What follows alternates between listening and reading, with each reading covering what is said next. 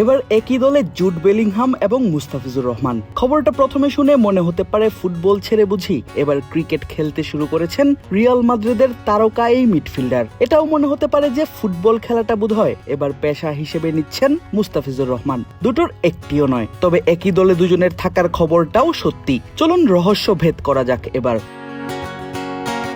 22 বছর বয়সী বেলিংহাম ছোটবেলা থেকেই ক্রিকেট প্রেমী। তিনি উরচেস্টারশায়ারের হেগলি ক্রিকেট ক্লাবে জুনিয়র পর্যায়ে খেলেছেন। এমনকি এক সাক্ষাৎকারে তিনি বলেছিলেন সুযোগ পেলে ইংল্যান্ড টেস্ট দলের অধিনায়ক বেন স্টোকসের জায়গা বদল করতে চান। তবে সেই ইচ্ছা তার পূরণ না হলেও এবার একটি ক্রিকেট দলের শেয়ার কিনেছেন জুড। ইংল্যান্ডের টুর্নামেন্ট দ্য 100-এর দল বার্মিংহাম ফিনিক্সের 1.2% শেয়ার কিনেছেন স্প্যানিশ ক্লাব রিয়াল মাদ্রিদ এবং ইংল্যান্ড জাতীয় দলের তারকা এই ফুটবলার।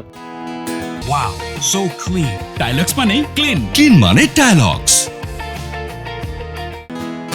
আর এতেই তাকে দেখা যাবে মুস্তাফিজের দলের জার্সিতে। কেননা গেল 12ই মার্চ নিলাম থেকে কাটার মাস্টার মুস্তাফিজুর রহমানকে কিনে নেয় বার্মিংহাম ফিনিক্স। 1 লাখ পাউন্ড বা 1,64,00,000 টাকায় ফিসকে নিজেদের দলে টেনে নেয় ফ্র্যাঞ্চাইজিটি। এবার বেলিংহাম মালিকানার একটা অংশ কিনে নেয় 2 খেলার 2 তারকাকে দেখা যেতে পারে একই ডাগআউটে।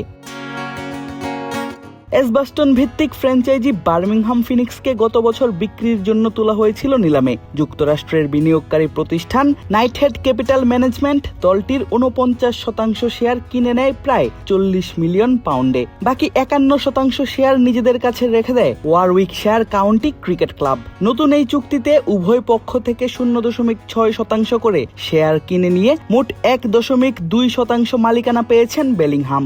দ্য 100-এর প্রথম আসরেই রানার্স আপ হওয়া এই দলের শেয়ার কিনতে বেলিংহামকে গুনতে হয়েছে 1 মিলিয়ন পাউন্ড বা 16,06,00,000 টাকা, যার আনুষ্ঠানিক ঘোষণা আসার কথা রয়েছে 22 এপ্রিল।